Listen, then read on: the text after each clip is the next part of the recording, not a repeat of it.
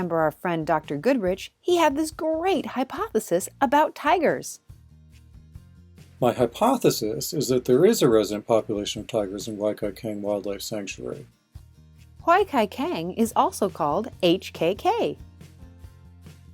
Now, resident population means an area where a group of tigers stays and they raise their families. And of course, if tigers are having cubs, that means, you guessed it, more tigers. And that means we're doing the right things to protect tigers, and the tigers will start moving out of Waikaikang and start populating the whole forest, the huge patch of forest around it. Thailand, here we come! We left our headquarters in Maine and flew to California. It took more than 8 hours to fly from one side of the United States to the other. It was light in the afternoon when we left, but by the time we landed, it was dark.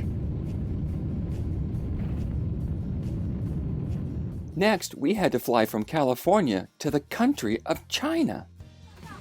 We got on another airplane. The airplane was full of people speaking lots of different languages, so it already felt like we were in another country.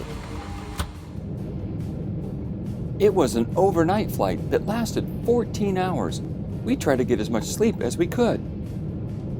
We flew all night, and the next day we landed in China. Inside the airport, they had a cool space for kids to hang out in. I thought the bathrooms were interesting too. Some stalls had toilets like I'm used to seeing.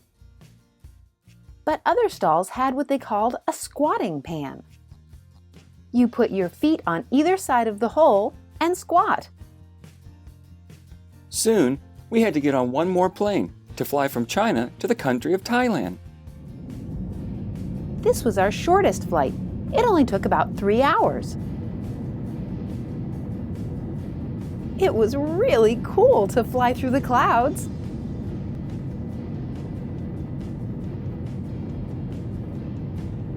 As we came in for a landing, we could see lots of interesting buildings below us.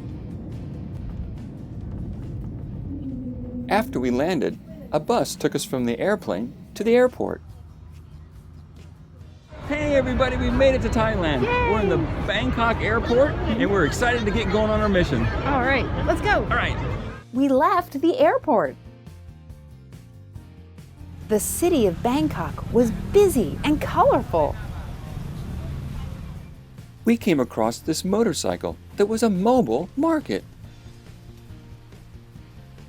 They sold fish and other kinds of meat and all kinds of vegetables. We saw some birds. I'd never seen birds with this shape that have brown bodies, white heads, and black pointy beaks.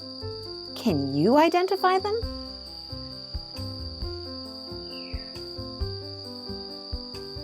It's a mystery bird.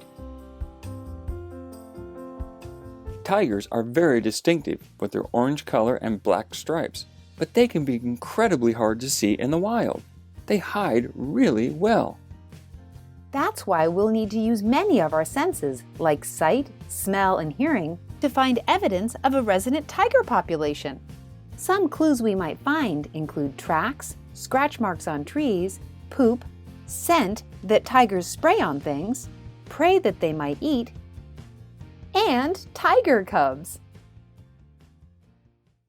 Some tools can help us with our sense of sight, like cameras and binoculars. They can zoom in or magnify something in the distance, so it looks much closer. We could use camera traps.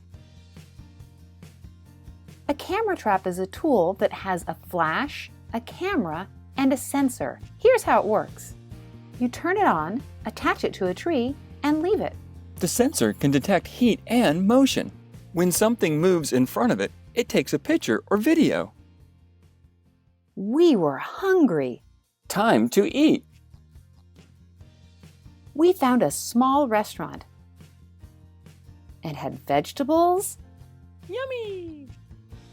fish, Yummy! and papaya salad. Mm-mm. It was time for us to go back to our hotel so we could get some rest. Tomorrow, we are going to meet some friends to help us with this mission. I'm so excited! Go to